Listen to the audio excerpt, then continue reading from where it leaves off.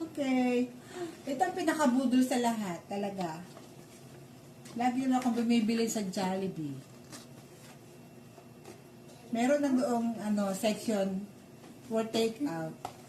So, paglapit namin sa sa counter, nakita namin yung toys na naka-display. Sabi ng free po yan, free pag nag-order. Sabi ko, anong order yan? Chicken, spaghetti, burger steak. So, sabi nila, free. So, umorder naman ako. 4 ang in-order ko. Chicken, burger steak, spaghetti, 2. Ano na yun, Sabi ko, magkano ate? Kuya? 900 plus. 900? Expected ko. Less than 500 yun. Kasi may akong senior citizen discount. Tapos 900. Ano ba? Bakit ang mahal? Hindi ko agad kinita ang resibo. Ay, sus. Ito pala, yung presyo ng chicken, di ba? Chicken, 100 plus lang. No, kasama na ito na na toys na ito, naging 200 plus, pati spaghetti, 200 plus, pati burger steak, 200 plus. Sabi ko, parang nainis man ako. Salaan man yung pag namin sa customer.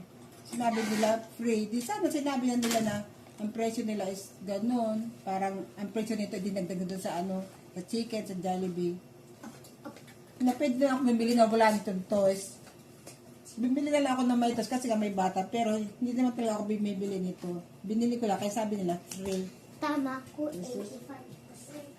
Imbis na may bibili pa kami na na perfume, hindi namin nabili. Kasi naubos dito. Sabi ko, ay lesson, dapat tatanungin mo talaga ang bago bumili. Talaga. Yun ang tunay na budol. Nainis talaga ako. Imbis na makabili pa ako ng iba pa na item.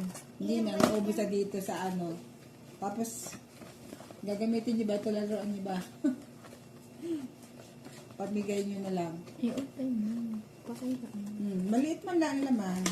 Pero, cute cute man siya. Kaso nga, dapat pinaliwanag nila na yung presyo ng chicken is hindi gano'n na para sa regular price. Ay, nagdag ako ng 200 plus burger steak. May discount pa ako. Naging 200 plus. Kaya ang piniyada ko 900 plus. Wow, 900! Nagulat yung lalaki na katabi ko na Sabi ko, ay, wala ang cash ko.